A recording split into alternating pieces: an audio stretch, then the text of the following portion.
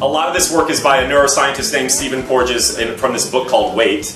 And then there's this other neuroscientist, I've seen a lot of his lectures, and his name is Alan Watkins. He's an English professor and neuroscientist. And it's basically, they're all saying the same thing, which is all the same things that we're working on all the time, just trying to be a little bit more left brain in understanding it, but then the application of it dwells somewhere else. Where does it dwell? Right here, people. That's really what we're trying to understand.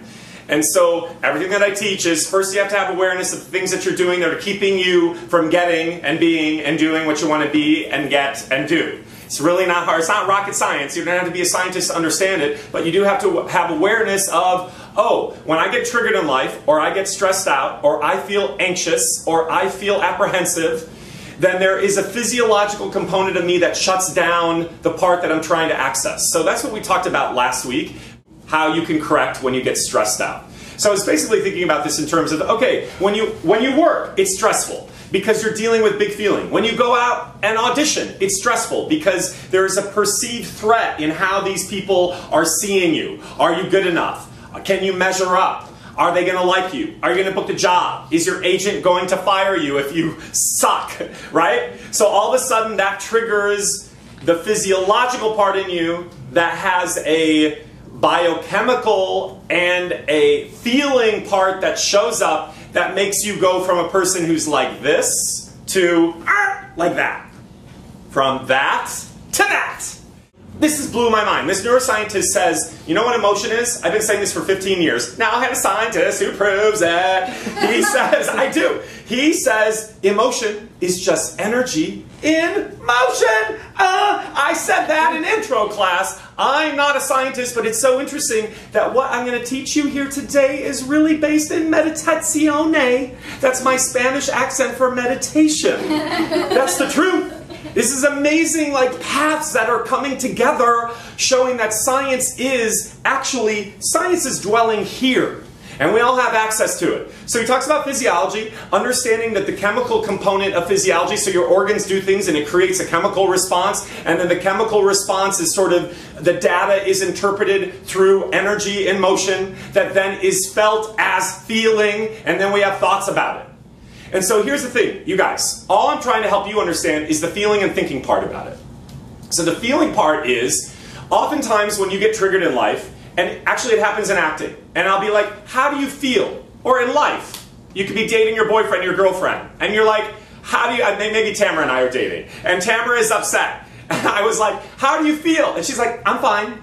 No, she's really not fine. That's her commentary on her pushing away the thing that, not wanting to have a discourse or understand the science of the feeling part. So we do that in life. We say, oh, I'm fine, nothing's bothering me, I'm okay. Sometimes in class, like last week, I think it was in an intro class, I asked somebody how they were feeling, and they used adjectives to describe it as opposed to saying, I feel what? I feel anger, I feel pain, I feel ache, I feel joy, I feel whatever these things are.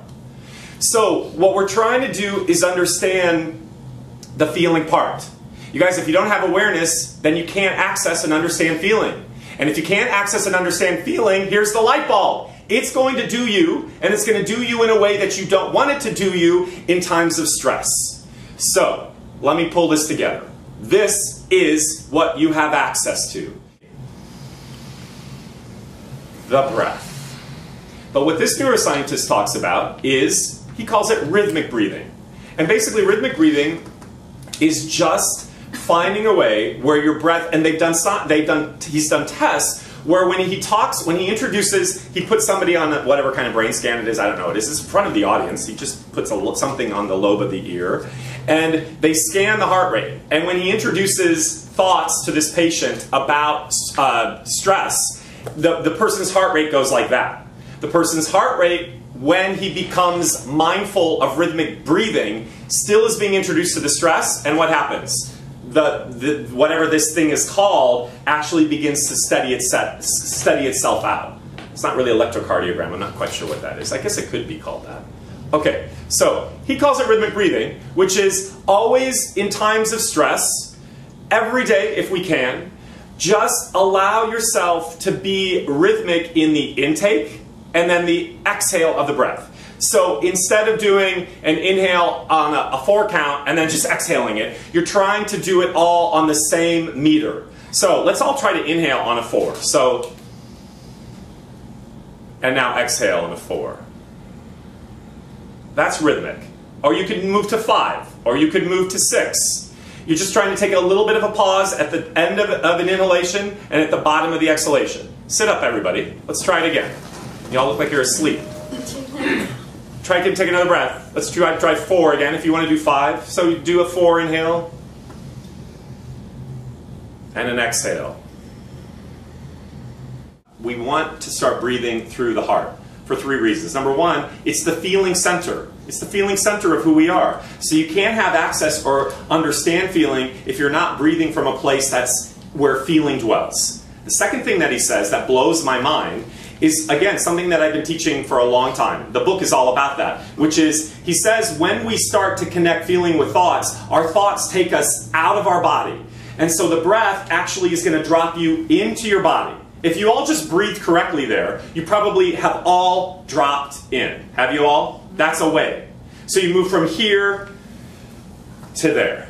And the third thing, which I never knew, is he says the heart generates more electrical power than any other part of your body. Oh, shiver me timbers. The heart, which is really what it's all about. The heart generates more electrical activity than any other part of your body, which is, again, the whole thrust of the teaching. So this week, all I want you to try to do is find a rhythmic pattern for yourself that in times of stress, when you call upon it, you'll begin to feel these things. You'll be more heart-centered. Your energy will be moving from here to here. You'll feel more alive and yet more dropped in. You'll be more present without feeling discombobulated. He talks about, the research has shown, even just doing that, even just being more mindful of your breathing, you guys, can get you to neutrality. Now, if you can go into an audition room and just come from neutrality, you're already ahead of the game instead of going in like,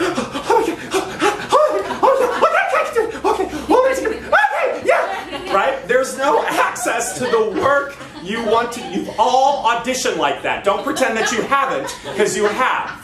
You have. So even if you can just become more mindful of rhythmic breath, you're going to go in, you're going to be more neutral, and you are not going to be thrown by a perceived stressor. Okay?